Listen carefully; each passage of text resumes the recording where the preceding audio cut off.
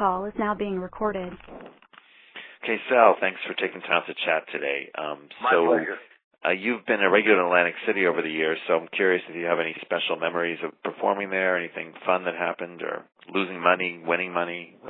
Oh, absolutely. Well, I didn't gamble that much, but what I did enjoy was being there in Atlantic City in its heyday when things and all the lounges were open and you can finish a show and go hang out in a lounge somewhere and see Freddie Bell or the Treniers or Joe Barone or, and you find people in the audience that are appearing around town, other stars, hanging out and just having a ball. I mean, it was really great. And I miss that about Atlantic City. That's something that I do miss. After I did the lounge at the Claridge for so many years, I then came back and I started headlining the main showrooms. Right. And, although when I work, I try to make it as intimate as possible, whether it's a 1,000-seater or a 500-seater. I try to make my show as intimate as possible. But I miss those days in those smaller lounges, when everybody hung out. Yeah. And I'm looking forward to coming back to the Tropicana in May. Because I haven't been in town for a while. I've been traveling. Right. I've been on the road. I did a couple of movies and stuff like that, Right. But I'm really looking forward to coming back to the city. Right. And bring back that. I don't want to say old style. How do I want to put it? I want to put it in a real variety show because that's what I do. I'm an entertainer, and I do comedy. I do singing. I do impressions. Well, I don't do impressions. I do characterizations. Right. Yeah, that's the guy that wants to do impressions, but he can't.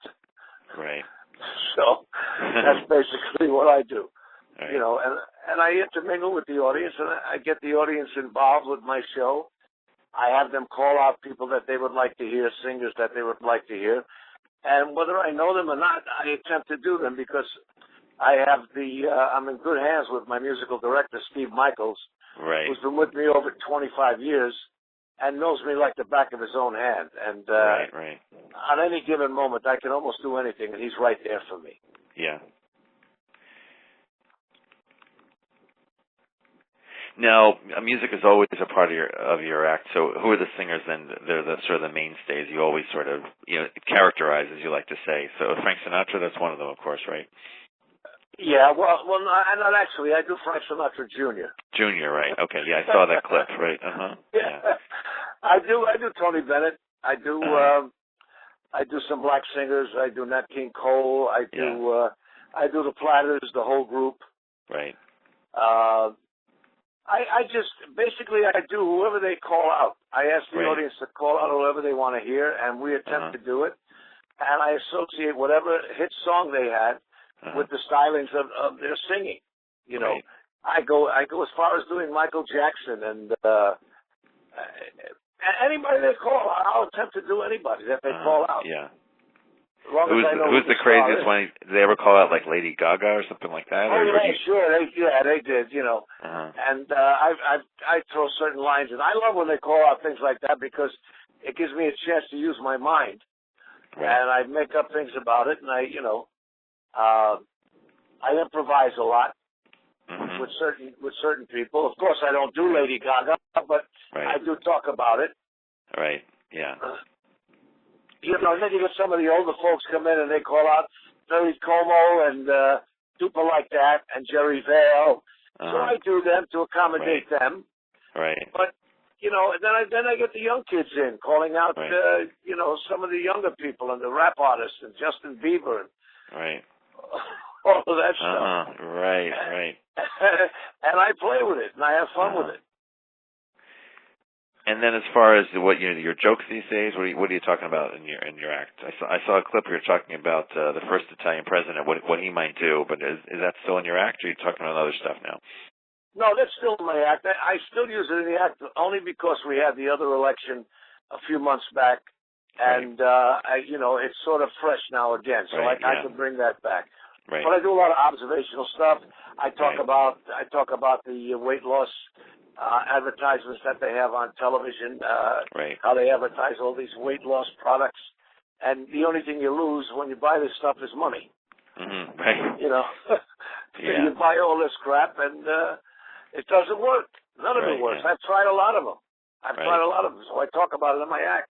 And I also talk about the exercise machines they sell, that they get these people to buy these stupid machines that they got to roll on the floor with and on their back. And they get up, they're in pain. Maybe they lose a pound, but they can't walk for 5 weeks. Right. You know, so you talk about sort of the crazy stuff that happens in everyday life, it sounds like. Everyday life. I talk about the airlines, you know, things that happen with the airlines now. Right. And, with taking the pictures with the airlines. When you go in, they want to X-ray you. So sometimes I go to the airport and I don't even have to fly anywhere. I just go for the X-ray because I save money with my Blue Cross and Blue Shield. Right.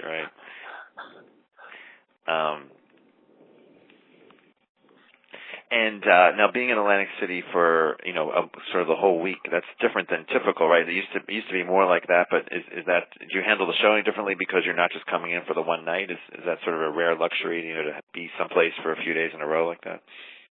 I like the idea of coming in for a few days in a row because it gives me a chance to work on material. Because you come in for 2 nights, and a lot of comics, what they do is, and I'm not saying they're making a mistake because that's the way they work, but they come in for 2 nights and they're regimented, and they do their act, and they say goodbye, where's the check, and they're on their way home. Right, yeah. Me, I've got 5 days in there to play around and have fun and come up with new things, and that's what I enjoy. I enjoy the spontaneity of being on stage. That's what I enjoy more than anything else. Yeah. And now you came to comedy through music, and I'm wondering if you ever you didn't stay as like a serious singer, or is comedy really your true calling, do you think? I think comedy was my true calling because when I started out as a singer, I would work places in New York and Long Island and Brooklyn, and I'd get on stage and I'd sing a couple of songs. The next thing I know, I'm doing some shtick with the audience. And I'd get the owners coming over to me and say, what do I do? Did I hire a singer or a comedian? Make up your mind. What do you want to do? You know? So, and I fell into comedy almost by accident because I had a band. I had a trio. And I was playing at a club in Long Island called the Las Vegas Supper Club. And we were the intermission band with the big show band. And one night, the comic MC didn't show up, and the boss came over to me and asked me if I could MC the show. Right. And I said, sure, I'll give it a shot. And I went out and I started doing some jokes that I heard other comics tell, and I pulled around with the audience.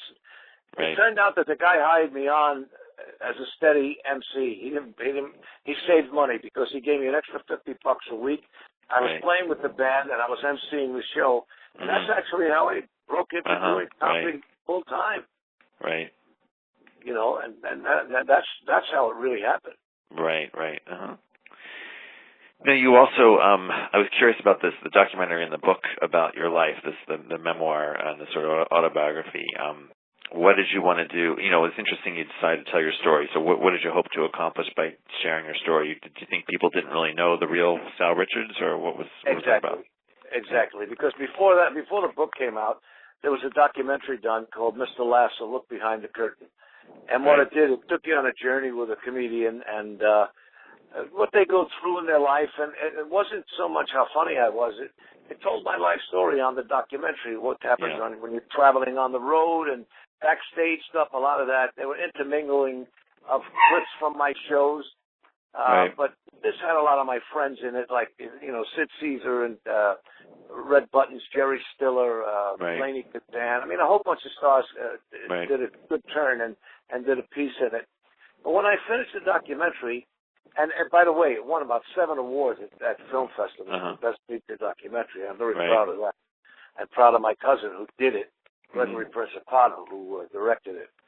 I said I didn't tell it all. I didn't tell everything. So I was in L.A. I had to go out there to do a show, and I got delayed at the airport, and I pulled out my laptop. I was going to play games or watch a movie. Right, yeah. So I just went and I started typing. I said, let me see if I can write a book. Right. And I had to wait 9 hours for my plane. Right. So I sat there and I wrote for 9 hours. I didn't finish the book, of course. I read 4 pages. Right. But I was thinking about it, and I just continued to write and continued. And I got a publishing company. I sent them a manuscript, and they liked it, and they published it. Right. And that's called Behind the Laughter, Hidden Tears. Because there's a lot of things I went through in my life. Yeah. While I was on stage making people laugh, I had a son that was home in a coma due to complications with leukemia. Yeah. And what I tried to do in the story, as not to make it morbid or sad, I tried to explain to people what you have to do to overcome some of these things and to survive. Yeah. When, although laughter is the best medicine, there are times in your life when it doesn't help and it doesn't work, especially for the person giving the laughter. Right. So I told those stories, and I told stories about my wife and I, and what we went through, and my other son, what he went through with his bipolar disorder, and I mean it. Because I really wanted to get the people to get an insight of what I'm all about. Right. They see me on stage, they see a performer, I come out, I got the tie, the jacket, the suit, I come out, I make you laugh, I go in the back. Right. That's it. They don't know anything else about me. Yeah. But I felt it was time for them to know where I'm coming from. Yeah. What I'm all about. Right. And that's why I wrote the book. Do you have a copy of it? I don't know. I just read about it. Yeah. Oh, I'd like to get you one. Okay. Yeah, that would be great. You want to? I can send you my information. Okay, sure. Text me or email me your information. And, When we get off the call, when we finish the interview, I can give you the information. Yeah. Okay, great. Terrific. So I also wanted to ask you about your the roast in Miami that I think it just happened earlier this year. Oh yeah, that was great. How was that to be the butt of the jokes? Was that your first time in that position, or? Well, yes, actually, in that kind of position, I've had small roasts, done at my birthday party, but this was a big one. I mean, there were like 700 people there at the Hard Rock in Hollywood, Florida, and Joe Bologna and Renee Taylor came in from California, Connie Stevens came in, Pat Cooper, Freddie Roman, Dick Capri. Just to name a few. I mean, and Tom Cotter, who's a very wonderful young man, a funny kid. My son was there, Connie Francis. So it was a real, I was really thrilled. Yeah. I was, how can I say this? I was humbled by it a little bit because to see all these friends come out for me really made me feel excited. I mean, I was getting goosebumps, even though they were knocking me down and ripping me apart. I mean, they showed no mercy, especially Pat Cooper. Right. Showed no mercy whatsoever. I can't repeat anything they said, but they really ripped me apart. Yeah. So maybe you can return the favor to them someday, right? Oh, absolutely. I have in the past. They roasted Pat Cooper once, and I gave them what for, Yeah, right. But there's some people you got to be careful with, when they roast a lady, a woman, I sort of back off. I make it more personalized as a friendship rather than the vulgarity. Some guys don't care. I care. Right. Yeah. It shows respect. Yep. Well, it sounds like you have standards you like to maintain, so. I'm sorry?